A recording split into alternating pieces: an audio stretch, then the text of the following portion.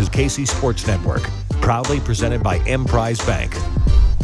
All right, folks, what's good? Another episode, Ain't No Seats podcast. It is me and AB today. No B-turn. I think he'll be back later this week, maybe. I don't know. He's been doing his thing, so he may be back later. But me and AB are here today to vibes are not where they were last week, AB. That is for sure. And it certainly feels weird to come off a road loss at a top 5 team in the country, a Texas, bigger brand in college football. We're still 4-1. We were in the game until the fourth quarter, but it feels weird to come away from that game feeling, I guess, down. But until we know more about Jalon, this season feels like it just got a massive punch to the gut. It's a little bit like last year, kind of, in a way. I'm sure we'll get into it, but I can't even explain to you the amount that came out of me. That's going to sound really wrong, but you get what I mean. Like the feeling that came over me when Molly McGrath comes on screen and says, yeah, we got a little breaking news a few minutes ago, and then she starts talking. I'm like, literally, this could be anything in the world. It could be KU related, could be Texas related, could be Alabama related. I do not know. And of course, it was Jalon wasn't starting and probably wasn't going to play. I think all of us knew that he probably wasn't coming back in when they said that, but it just sucks, man. It took every ounce of juice out of that game and a lot of the season too, because like you said, Bean's we have a good backup quarterback situation with Jason Bean, but it's not the same, man. It's a very different team, no matter how talented he is. It was just so brutal because it was one of those days where you wake up and you're thinking of the game, and then you're watching game day, you're watching the early games, and you're just so excited for the game. And the second we're ready to kick off, I mean, it was minutes before to just have that type of news, and it just totally ruined the excitement that, I mean, it's a top 25 game. We're playing at Texas. It's an actual game that America cares about. And we'll see. I mean, at the end of the day, the best case scenario is obviously if Jalon comes back next week, then we lost to Texas, and we probably would have lost to Texas either way. We'll talk more about that. But it does, I mean, back injuries are scary. Like, there's no doubt about it. Everyone knows a guy, whether it's their dad, their uncle, a friend that had a back problem, and he can't get rid of it. It is, you constantly hear the guy talk about how he pulled his back out again or how his back's all messed up. And then you throw in that this is a quarterback that's taking hits routinely, a guy that has already battled injuries.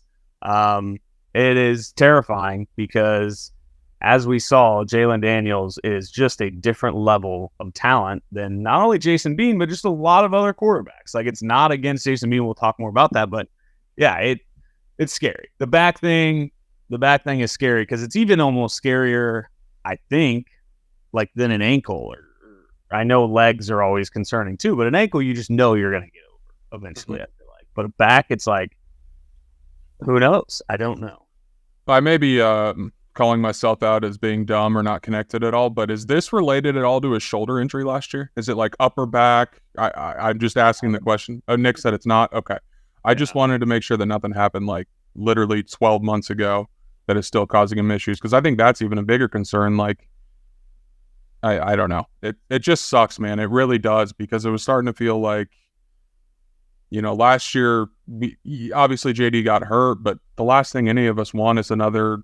I mean, it's not the last thing. We'd be happy with 6-6 going to another bowl game, but we had expectations for the first time in 15 years, dude. Like, it just sucks when it doesn't go to plan, and I was the biggest one. If this team was healthy, they're really fucking good at football. And it's just, Jalon hasn't played in 40% of our games, and that's great. One of them, you're going to win regardless, but still, it's the fact that he's, I would say almost likely to be 3 in, 3 out for the first 6 games after UCF on Saturday. So I don't know, man. It's just sad. It's a little demoralizing. You're thrilled with where they've gotten to as a program, but when you see that kind of stuff happen again 2 years in a row, it really sucks. And it's just the fact that as Kansas football fans, we are so accustomed to pain and just awful news time and time again, awful results. And so, like you said, that to have the momentum, you've got the top 25 matchup in Austin. You're being talked about on game day. Pat McAfee loves you. Like, you're a story in college football for the second straight season. And again, you're now heading into week 6 with question marks on if your elite quarterback is going to play another game this season. Now, I think we probably could look back on these first 5 minutes here and think and say, hey, we were being kind of dramatic, right? I think Lance said today that they don't, he didn't practice, but there's nothing that's been said that makes it seem like Jalon is for sure going to be out 3, 4, 5, 6 weeks, right? Unless I miss something. But it's also, KU has not been the most open about injuries, as we've seen time and time again. So it's scary. I think we probably don't need to just assume that he's going to be out a long period of time. I'd rather assume that, yeah, he's hurt. Maybe he doesn't play next week, but I think it would be unfair to this season to just be like, yeah, Jalon's probably out for the year. I don't think he will be, but it's not about being out for the year, I guess. I don't think there's ever going to be a moment where they say Jalon Daniels is out for the year. It's more about Jalon plays next week, we look good, and then the week after, Jalon's out again because his back issue came up. Like, that's the thing that sucks about back injury. Well, and it's like you mentioned it before that Lance said he didn't practice, but it was optimistic.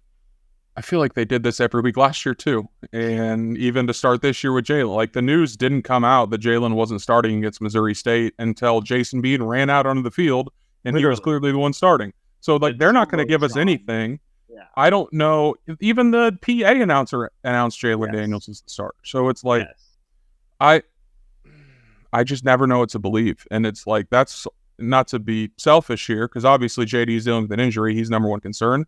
It kind of sucks for us, because what are we supposed to believe? What are we supposed to, like, have an opinion on?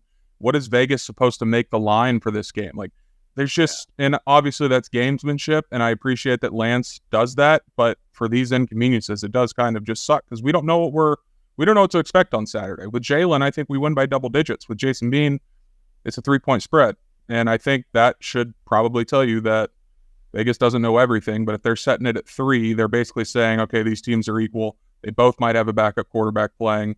Who knows? And I don't know. Maybe they know something that we don't. Can I ask you, did you see it on Twitter first, or was it Molly McGrath announcing it on the broadcast? No. So, I saw, I can't remember whose tweet it was. Maybe Swain? Yeah, and he was tweeting about it. I think he just kind of said, like, Jason Bean has been taking snaps with the first team here for a while. I haven't seen Jalon on the field in a while, but it was funny because, like, it was Hannah's birthday, so we had people over, and we were kind of just like, prepping food, getting ready to sit down. And I kind of read that tweet and didn't even really, like, it didn't fully hit me yet. I was kind of like, oh, I bet he's just, getting, I don't know, extra tape, or maybe just they rested him a little bit, didn't send him out there.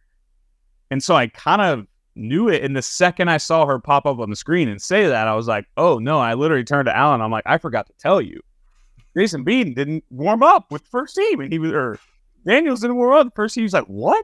And she's like, Jalon Daniels out as of now due to a back injury. And it was just like, the vibe in the room went down so fast. Like so it was brutal. So bad. So I don't know. I was with a group full of, like, there were 4 of us there, all KU, or not all KU fans, but all super locked in, dialed into football that day. None of us saw a thing. So it was just Molly McGrath ripping the Band-Aid off for us. All 4 of us. We didn't know how to react. Yeah, it's crazy. Okay, so let's talk a little bit about the game, because obviously, actually, before we do that, before we talk about the game, we got to talk about the GOATs, the legends. We call them home field apparel. We wear them all the time. I'm actually not wearing them right now. We normally have somebody wearing it, but they're great. They put out incredible college apparel. They've got circus font KU gear. The hoodies are fantastic. The t-shirts are soft. The Slammin' Jammin' Jayhawks is just, I say it all the time. They know how to connect with a brand far better than any other company out there. They know what fans want. They know how to take an iconic logo with an iconic history of logos like the Jayhawk and make incredible merch with it. There's nobody that even comes close. Homefieldapparel.com is where you can go check them out. And again, if you got a friend that lives in like Idaho, I don't know why I always use Idaho as an example. I don't even know if they sell Idaho gear, but I think they do. Do they? That's probably why I keep using it. It's right by Kansas. So every time I go to the Kansas tag, I see Idaho right above. Yeah, I mean, if you have a friend that went to Idaho, if you get him a Home Field Apparel shirt or hoodie, like that's going to be the greatest gift that dude gets all year. Like that's what's amazing is all the other schools are even fire. I even like K-State stuff. I like Missouri stuff. It's just that's how good they are. That's how unique they are compared to every other piece of college merch you're going to get out there. So as always, we love Home Field Apparel, homefieldapparel.com. Shout out to them. We appreciate their support. We will take a quick break and be back to talk KU Texas. Thanks for listening to KC Sports Network. Make sure you download our new app. Find it on the App Store or Google Play. Just search KC Sports Network.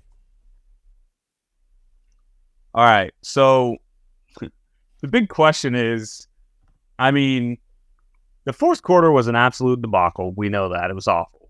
But KU had a chance to win that football game. And I think that's also part of what was so frustrating is it's very easy at the end of that third quarter, and I was even saying it, if Jalon Daniels is on this football field, we are winning this game.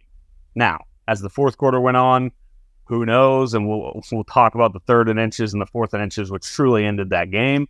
I don't know. AB, now that we've seen the final score, we saw how it all shook out.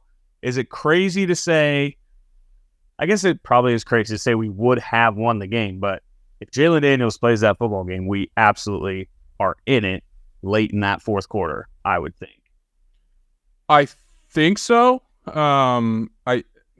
They might have still lost by 14, maybe have a chance with the ball and get stops when they're down 7 and Texas puts another one on, but I don't know, dude. They got their asses handed to them. Like, from kickoff to final whistle. I know the score didn't show that, but, dude, every time they showed total yards, Texas missed 2 field goals that, they weren't gimmies, but, those drives that stalled their turnovers. So, one of KU's touchdowns came on a fumble that Highshaw recovered and ran in, which was one of the coolest things I've ever seen. They got their asses handed to them. I don't want to sound super negative. I know the score was close, but it felt like one of those score looks good. To me at least, always felt like Texas was going to pull ahead in the fourth quarter. They've kind of been doing it all year. They did it with Wyoming, and they just have too much firepower, man. Like you can't. Sure. And like even when it was 20-14 and KU was 0 for 5 on third down and 0 for 2 on fourth down or whatever it was.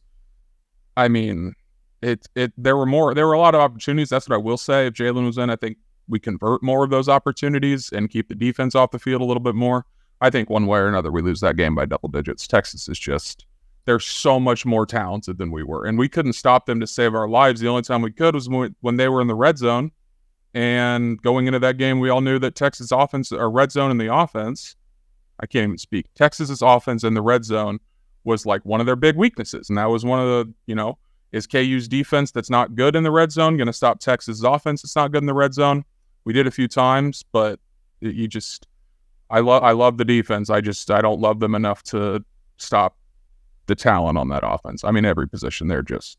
So, yeah, I mean, like I said, it's probably crazy to be like, oh, we win the game, but also is there an element to it's 20-14. They've dominated every aspect of the game, but that's, I feel like, kind of what happens sometimes in an upset. You dominate the game, but then you miss a field goal, you miss another field goal, you have a stupid turnover, and all of a sudden this team that has no business competing, well, now they've got an All-American, they've got a great player that's going to make it hurt. And I feel like in this scenario, it's 2014, near the end of the third quarter, if that's Jalon Daniels and he pulls off some incredible Jalon Daniels play and we go up 21-20 heading into the fourth quarter, and now you're sitting there thinking, oh God, it's happening again. Like that stadium is going to get tense. And you're probably right. They were by far the better football team. Texas is good. They're probably going to play in the college football playoff. But I think Jalon would have capitalized on those things that they were, they weren't perfect, and they were letting us kind of hang around when we shouldn't have been. And I think Jalon, we essentially, correct me if I'm wrong, we went from the best third down team in the country to basically the worst, right? Rapidly, yeah. Yes. That is a big difference. And when you think about, it's also that when Jalon's in the game, we don't have a lot of 3rd and 11s or 3rd and 14s after a sack or a hold or something. It's 3rd and 2, and those are a lot easier for, especially an offense like ours, to pick up because the playbook's just wide open. I also, again, I don't know that it changes the outcome, but God, just think about the coaching staff and offense in general involved, where they're planning all week. And we said it last week on the show, this is going to be the week that they just throw everything out there. Nothing to lose. You huge underdogs, creative offensive coordinator, a quarterback that can do all of that for him. That's what they're planning on all week. And then during team warmups, we can speculate how Daniels or when Daniels got hurt based on Instagram posts and everything, but it's just Bean can't do a lot of that stuff. And it almost felt like sometimes during the game, even with the play calling, that they were trying to do Jalon Daniels play calls with Jason Bean at quarterback, when from the start, when they ran the ball, it seemed to work. That kind of annoyed me. I don't know if you guys were talking about that there, but it felt like, Dev popped off a 15-yard run to start the game. I'm like, all right, let's go. Keep doing that. 7 more carries the rest of the way. Right. Jalen's the best player on the team, but if he's out, Devin Neal, by far, the best player, most talented. Keep feeding him. That's your guy. Trust your horses when you have to. And I know I'm talking in circles right now. I'm sorry. I'm just a little frustrated, but we haven't talked about a loss in a while. But that was just something I noticed, and I was hoping you guys did too, and I wasn't just a sour post about Jalon not well, yeah. It was just infuriating because nothing was working. And I think and we've said this before. We said it after the bowl game, and it is a very hard discussion to have because it's going to come off like we are hating on Jason Bean. And you said it, I'll say it. Jason Bean is a top 10 backup quarterback in the country, probably. Based on the amount of games he's played in, the amount of games he's got the reps. But the thing that stands out the most about Jason Bean compared to Jalon Daniels is just the decision making. It's just not even close. And in an offense that requires the quarterback to make a lot of good decisions and make a lot of reads the right way, Bean just did not have that at all. And maybe it was, an element of that could be Texas being very good, but it's kind of funny, but him scrambling where he's got a first down almost. Oh, I forgot about that play, dude. Dives and takes a hit, and he sprints to the outside like he's playing Madden. It's those things where I don't know if he's scared of a big hit. He had just fumbled, which, by the way, the fumble play was incredible. But has there ever been a moment where it was more obvious a guy was about to fumble that football than that moment where Bean is sprinting and just you see the Texas guy? I was like, yep, here we go. And it worked out perfectly. But I think that somewhat maybe messed with him. He's super talented. I love him for coming back. I love that he's our backup quarterback. But as it normally does, when you see a backup compared to a starter, it's stunning how much you see a difference in just simply decision making at quarterback. And that was just what was so frustrating. The 0 for 8 on third downs, the missed throws. I don't know. What were your thoughts on Bean do you have any other thoughts on Bean overall? Not a whole lot more in the scramble. I completely blacked that play out of my mind, but I think it's tough because against Texas, it looks like he's the dumbest person in the room. If he does that last week against BYU, he might break to the outside and score a touchdown on the damn thing. So fast. Yeah, and that Texas team's probably the best team that he's personally played against in college. He's not used to seeing NFL guys all over the field. So maybe he just thought, I can get around this guy. I've done it 3 times before. I did against Oklahoma State last year. It works in conference. I'll do it right now. Obviously, that's part of the decision-making. take the 5 yards, stay alive, get another first down, fresh set of downs, and keep moving. Not every play has to be a home run. I think that was I'm speculating too. It's not like I talked to Jason Bean after the game, but that kind of to me felt like he's seen it happen before against lesser competition. He just tried to do too much. But I mean, even what's going on in his head? Obviously, guys are always prepping to play, especially given Jalen's health over the past 2 years. But I mean, he wasn't expecting to play all week. Maybe a gadget play or two. Like, it's like an hour before kickoff, he finds out he's playing. Like, I can't imagine walking into that building with 100,000 people in it against that team with that roster, and all of a sudden, all eyes are on you because the star quarterback's out. Like, mental, and I don't think people think about the mental side of sports enough. Like, not to get deep, I don't want this to be like, oh, they have mental health issues. It's not that. It's like just the thought process of simple things, not simple, but guys being out, okay, now my whole role changes. That's not something you can just stand up and be like, all right, let's go after prepping for a month expecting not to play. Yeah, it's honestly funny and why I love KU's fan base, but like, not only did, like you said, it's 100,000 people in the stadium. We're 4-0. There's hype around the game. But the funniest part about it all is KU fans convinced ourselves we could win the game. We were 16-point dogs, and by kickoff, minutes before she comes on with the breaking news, I had just talked myself into us winning that football game. Like, that's how, call it delusional, how broken our brain is at this point. I don't know.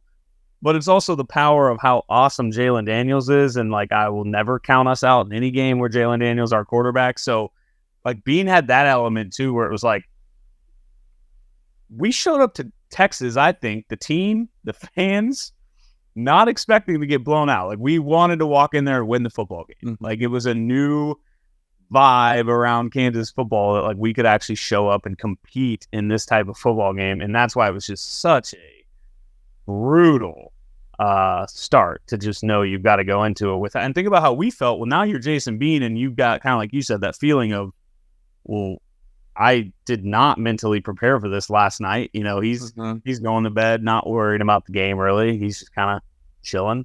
And now he's in the biggest spot of the season by far. And that's hard. That's really hard. Especially when you didn't get to prep for it all week like you would. So sucks. Not last thing, but like what I said earlier, 3rd and inches, 4th and inches, that's where the game was over. I've never seen a game more obviously end in a 6-point game than it did right there, that moment, late in the 3rd quarter. Okay, I've got to ask a question because I am not a knowledgeable guy when it comes to football, when it comes to like the actual, schematics of football. It's drove me crazy forever. Why, when you have inches, do you put yourself in the shotgun and add 2 yards to it when you're going against Texas? Like, and I know Jason Mead is not Jalen Hurts. He can't get down there and do a tush push and get him an auto first down. I just, oh my God, it blows my mind how difficult, even just sitting there watching us in shotgun, getting ready to snap that, or pistol, whatever it was, getting ready to snap that ball. Like, it looked so difficult for us to get. Nobody felt good about us getting that first down. So why is it? I don't know, Ryan, and it really makes me mad because I know you're not a diehard. I deal with it on every goddamn Sunday too, because the Chiefs and Andy Reid, we have Andy Reid and Andy Kotelnicki, who we talk about as some of the greatest offensive minds in football, and they can't figure out 3rd and 1, 4th and 1. I don't know about consistently for KU. They're obviously really good on 3rd down. But again, just like the whole schematics of it, you're adding 2-3 yards. I get momentum, you hand it off to the back, but everything's so long developing. And it's like, to me, I kind of view it yesterday afternoon. Washington scores to get within 1 with no time left against the Eagles. Go for 2, shorten the game. Like, you're not going to beat this team. They're better than you. Just shorten the game and go for 2. If you lose on that, you can, whatever, we tried. If you win, awesome. My thought with like those short conversions, why are you making it harder on yourself? Why does it have to be cute? Why can't it be bread and butter Devin Neal up the middle? I guarantee Devin Neal gets a yard. I guarantee it. Or even, I mean, Highshaw out of the stadium, but Highshaw will take a hit. I mean, that dude will fight for every yard. Sometimes it doesn't go well, but he fights hard for every single yard. Like, that was, I was sitting there thinking, like, I would have rather, if we are going to go shotgun, I would rather just direct snapped it to Highshaw and let him just go to war. Like, and I know it's so easy to say this because there were some people, sharing a screenshot of it, and it's like if Bean makes the right decision, the right read on third down, it's a first down and maybe 15 yards. Like, but my point, and we were talking about this while we were watching the game, is it's like you're putting, to me, we've seen Jason Bean make decisions that aren't always right. And it's hard. It's hard to make the right decisions, especially like we've said. But to me, it's like, why are we then putting these two plays, the biggest plays of the game, we're making it come down to him making the right decision? And I know he's the quarterback and you got to trust him and you can't just abandon the plays that work for your system. But that's what people that were saying, well, yeah, it would have worked if Jason Bean made the right decision. And it's hard to make the right decision in those moments. So, yeah, well, I don't know. I had something in my mind. I forgot what I was going to say. I'm so sorry. No, oh, I got it now.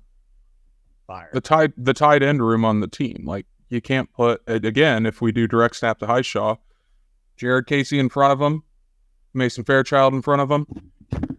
I'll just hit my mic and drop it, and just follow them. Like, you have 7 huge dudes in front of you. It has to be more we have to be missing something, because it feels like casual football fans like us who know nothing about the X's and O's complain about this every week.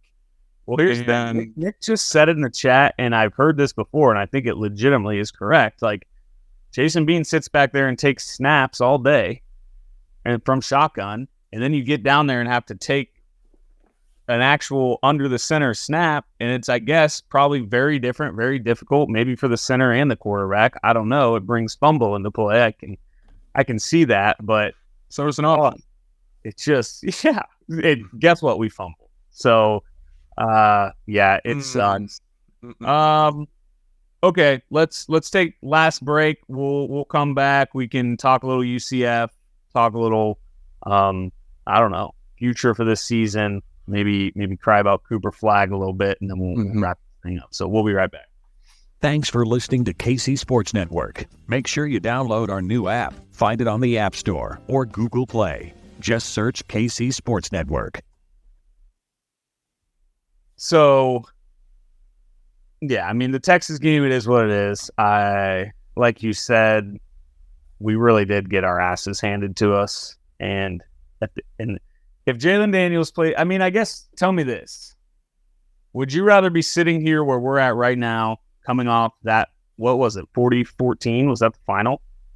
Yeah. Would you rather, let's say that Jalon Daniels doesn't get hurt and he plays the whole game and we lose 40-14. Are you feeling worse right now than we are currently without knowing the future of Jalon? Or do you feel better because Jalen's healthy and we just lost to a good Texas team? It is what it is. We were 16-point dogs. We didn't cover, whatever. Like, what was is it better to do it this way, to still have kind of that wonder of, well, we still haven't lost with Jalon? It's annoying because we're now at like 30 minutes where it's like, would Jalon have made the difference? And I don't want to do those podcasts. You don't want to do those types of podcasts. Like, but it's much better than looking at the screen and realizing Jalon Daniels is in and we're 0 for 8 on third down. Like, the things that we're normally good at if we were struggling at with Jalon under center or behind center, I guess. I think I'd be like way more concerned. But now it's like, now I'm concerned for a different reason, I guess. So I don't know. I mean, I think we would have been able to handle getting blown out by Texas regardless of who was playing. We've seen that once or twice, including last year, and I don't even think we talked about it last year. But yeah, it's definitely one of those things where, like, after the game, as the night went on, I just kept like telling myself, like, whatever, we're 4-1 and we lost on the road to a top 3 team in the country. Like, that is simply put, that is where we're at. We are 4-1. We lost to a top 3 team in the country on the road without our starting quarterback. If our quarterback comes back this week, all is great in Kansas football world, I think. And so we'll see. We probably literally will not know until the first snap on Saturday, which is brutal. Hate it. But let's talk a little UCF. You mentioned it earlier. We're 3-point favorites. Is that still accurate? I saw someone tweet that last night. I haven't looked at it today, but I would assume I don't really, unless there's major money coming in on it. I don't know if Vegas really has a reason to change it yet. And Nick, or someone may know this, but I guess it would have to be you or Nick. Their quarterback not for sure playing at all, right? Very possible he doesn't play. Yeah, I saw on the slant that he was practicing this week, or practiced yesterday or something, or today. But I don't know. People have brutal turn of events if he plays and Jalon doesn't. When last week we're like, we might get a backup quarterback. Like, can we get that? I want that luck. So it's like, how do we even talk about a game where neither team knows who's starting at the most important position on the field? It's like last week I was so pumped. I was watching so many KU versus Texas preview videos and just old highlights and stuff. And now it's this week, and I'm just only thing I'm going to be doing is, okay, well, who's playing, who's not playing, what's actually going to happen. It's like you can't even look forward to the game because you're more worried about who's going to be playing in the game. So is it unfair of me to say, even if Jason Bean plays this game, that we should win? Let's say they're okay. I guess let's look at it 2 ways. Let's say Plumlee doesn't play. We've got to win, even if it's Jason Bean, right? No excuses. If we're going to call Jason Bean a top 10 backup quarterback in the country, which may be absurd that we're doing that, I don't know. You got to win these games. This is where the luxury of having that good of a backup quarterback has to come into play, and you've got to win this game. I would even argue that even if Plumlee plays, you've got Devin Neal, you've got just dudes back from a team. You've got, again, Jason Bean, a guy that's played in a lot of football games. There's no reason to think we can't go win this game with Jason Bean, even if Plumlee does play, who's probably going to be rusty, and it's not like UCF's a wagon with him. I don't know.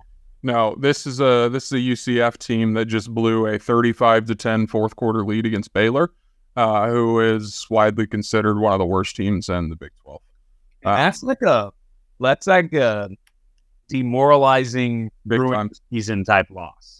The way it all happened, first of all, the announcer in that game with that UCF, were you watching it?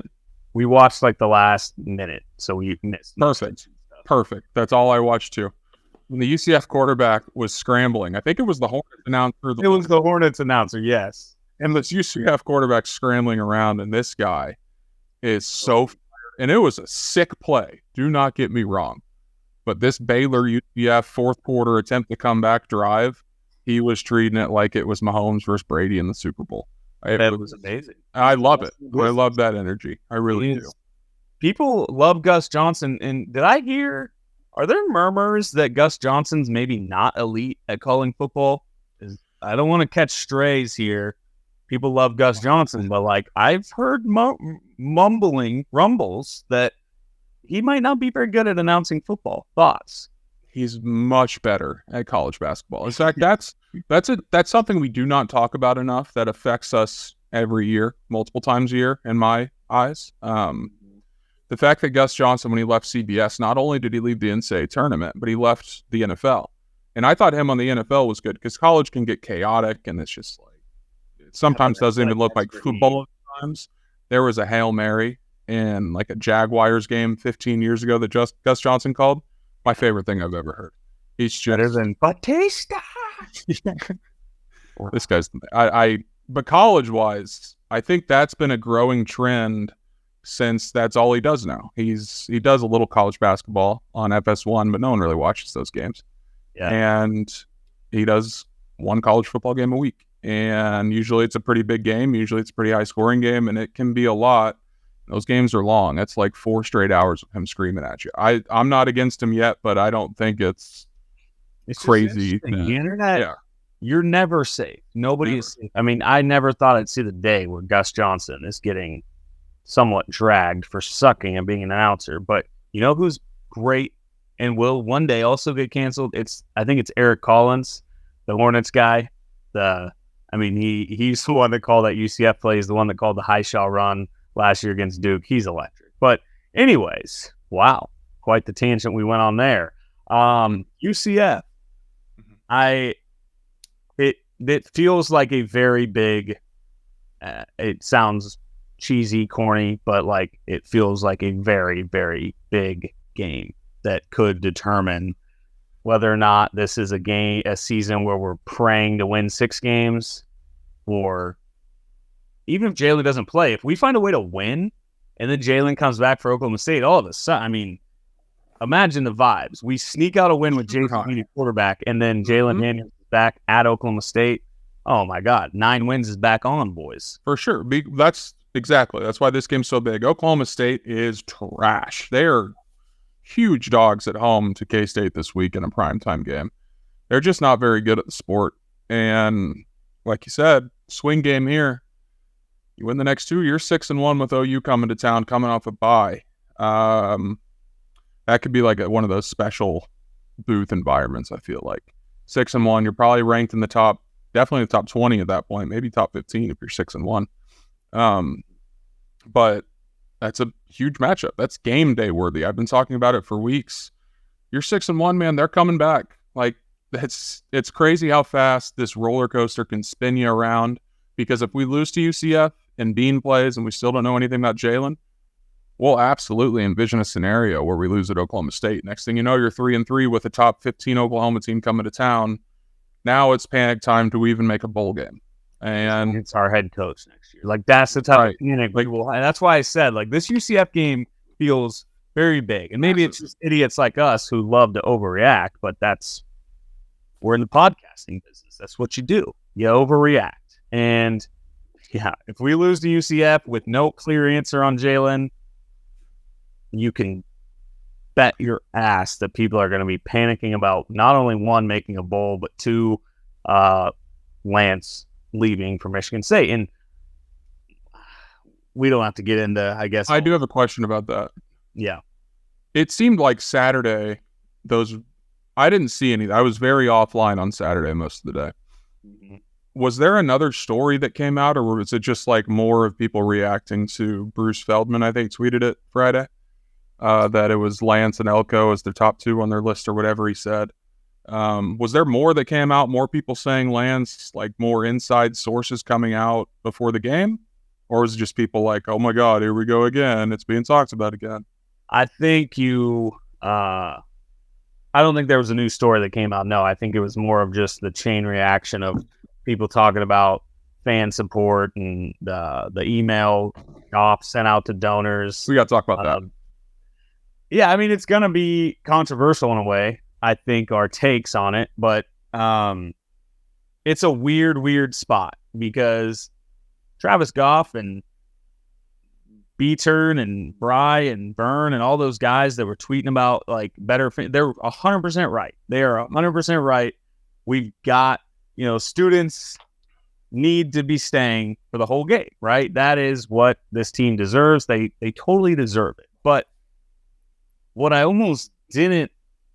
don't love about it is like we forget that these kids, these college students, have never known what not just a good college. They don't know what a competent Kansas football program looks like up until last year. Like their entire life, we have been the worst football program in their entire like post-toddler years. And so I almost feel, because I've been very impressed. The student turnout at the beginning of the games has been very awesome. Awesome. And I totally get it. Like you leave at halftime, you go to a tailgate, you grab a drink, and next thing you know, your friends are saying, let's just stay here and watch the game. Or, let's go to a bar and watch the game. Sucks.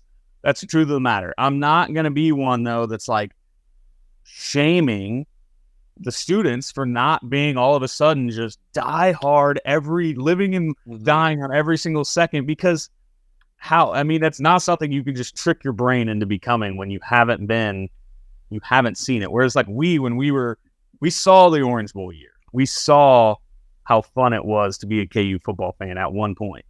They really have not. And so it sucks because, like I said, they're right. If you want Lance clearly cares about fan base getting involved, the donors stepping up. He does. There's no doubt about it. But there is just like this, I don't know. I'm just rambling at this point. What are your thoughts on it? No, I agree. And like more on them not ever seeing competent football. They just have no connection to the program. Like the students that, they go to KU, and I'm sure a lot of them have a lot of pride if their team's doing well. But with basketball, and obviously the basketball team is, it's one of the, if not the best program in the country all time.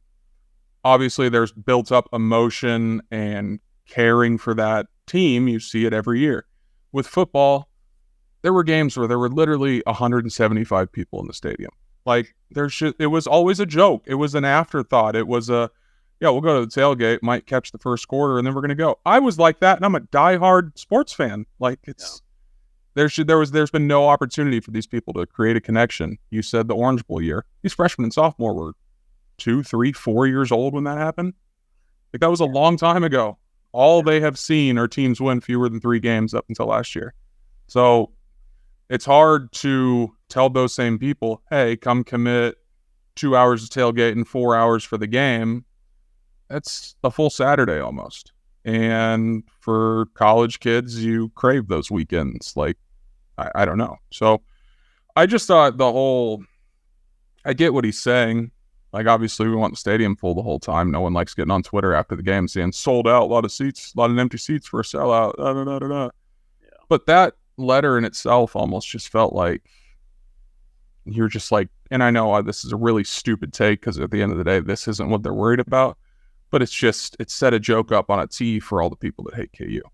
And now every time we're talking about fan support, they're just going to send, your AD doesn't even think you guys support the team well enough. And it's just like, I didn't need that in my life.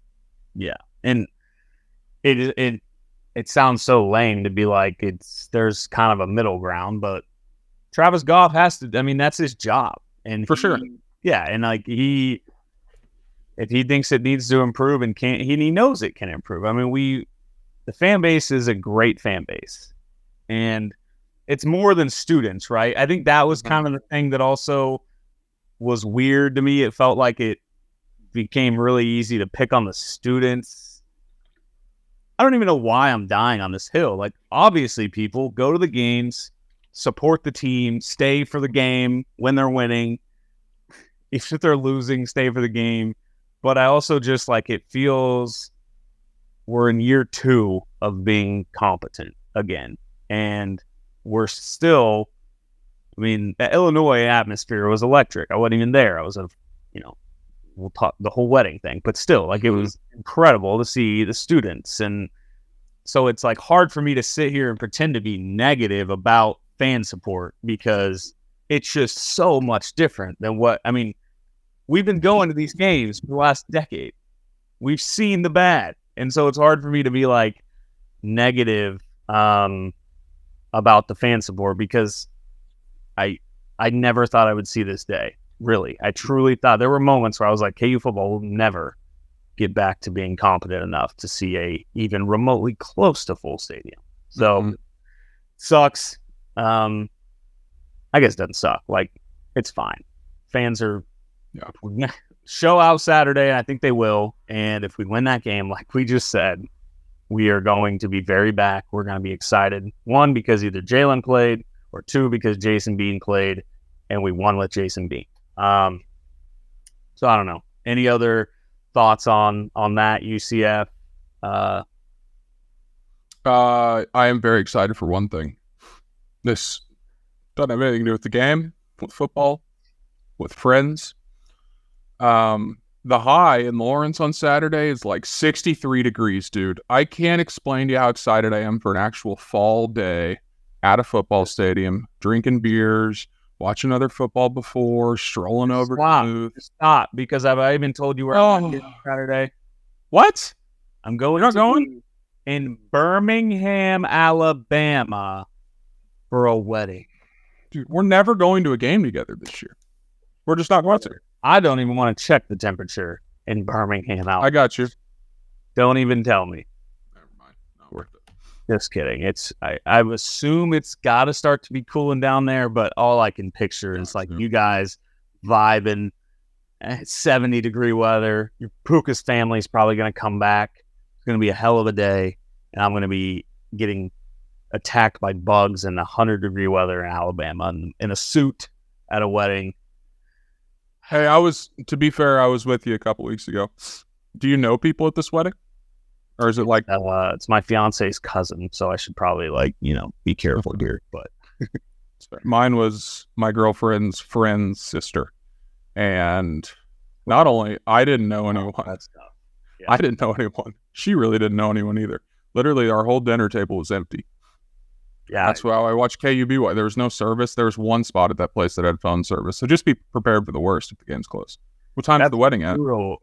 I don't even know. I think probably the wedding starts like 2-3 o'clock. So I'll be at that for I don't know. I know no details, but there's no way anyone in Birmingham, Alabama at a wedding is going to give a single shit about Kansas UCF. So it's what am I going to, hey, Alabama fans, can we get this Tuscaloosa or can we get this Alabama game off and flip to Kansas UCF?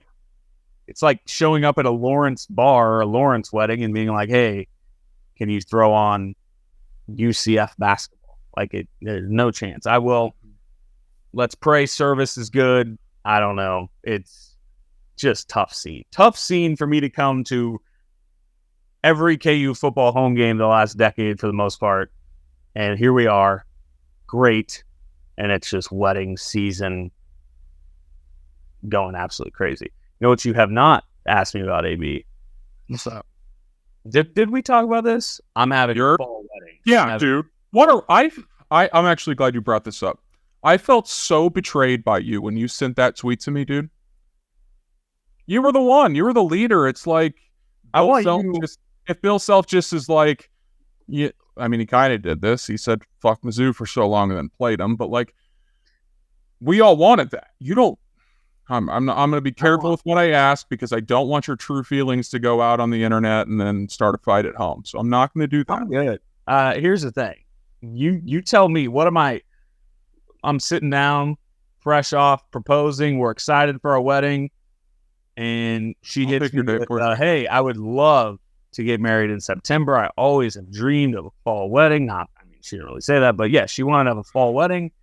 What am I supposed to say? Actually, Hannah, me and AB like to tweet ban fall weddings, #ban fall weddings. So therefore, we can't do it. Sorry. We're going to have to look at July.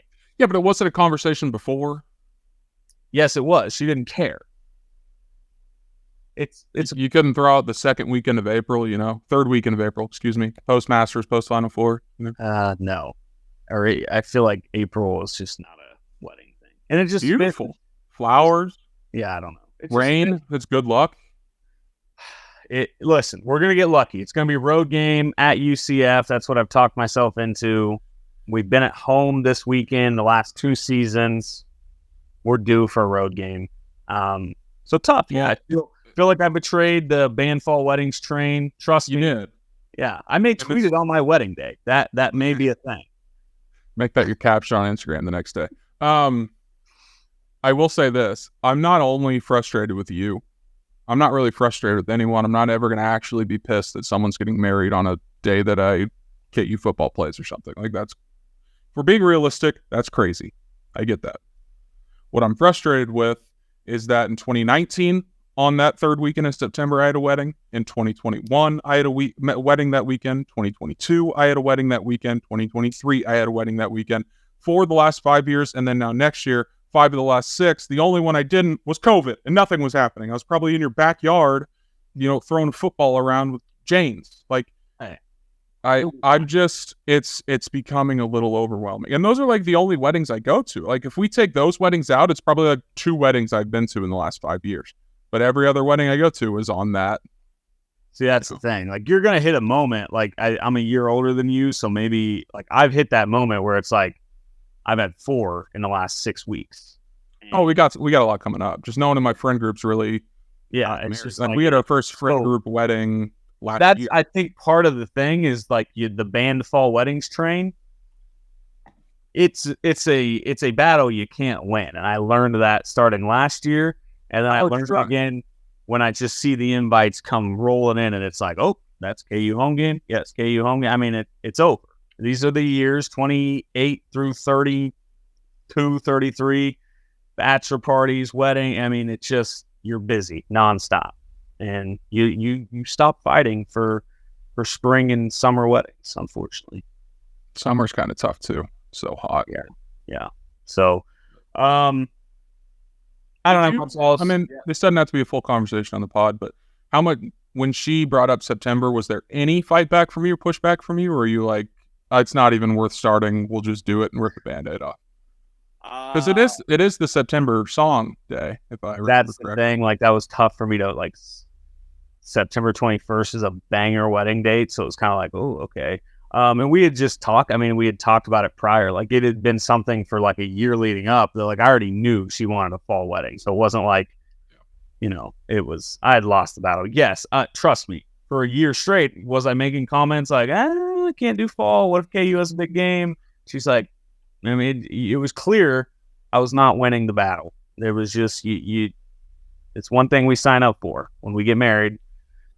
We're gonna lose a lot of battles, and that's okay.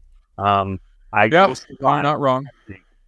Unless it's KU Texas and it's college game day, then we'll make backup plans for the wedding. We'll move dates. Just kidding. I'll give you live updates with my hands. Just hey. Yeah, whatever. I mean, we'll have that thing fired up if we need to. Well, that's the other thing, because now it starts a whole nother can of worms. It's like, are you allowed to have TVs at the week? Because we've talked about this before when we did the worst places to watch a game draft, and one of my picks was a wedding. Because even if you do watch it, then you have everyone around you watching the game instead of enjoying the wedding. So, like, again, it's a lot deeper. A heavy KU wedding. I don't think. I think it'll be fine. That's what you'll get. Baby J coming straight from the booth to the venue. Yeah. Willie the Wildcat. We don't talk about it enough how weird it is that Willie the Wildcat shows up to every K-State wedding. But anyways, hashtag get Willie a body. Okay. Yeah, please. That is all I've got. We'll be back next week, hopefully talking. Actually, B-Term might be back later this week. I don't know. Stay tuned for that. But thank you for listening. Let's hope Hives are much higher because Jalon Daniels comes back and leads the Hawks to a win over UCF. So thank you for listening. Rock Chalk.